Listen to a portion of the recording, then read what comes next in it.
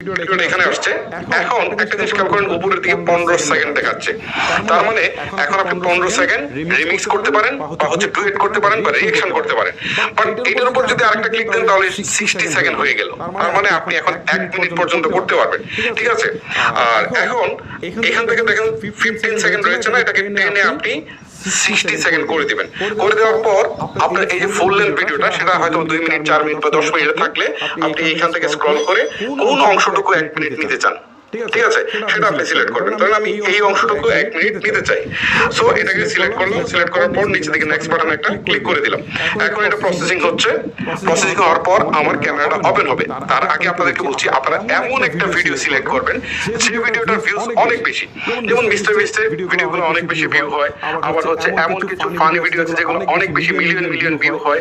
আবার এমন কিছু ভিডিও আছে যেগুলো হচ্ছে অপ্রত্যাশিত ভিডিও, সেগুলো অনেক বেশি ভিউ হয়। সো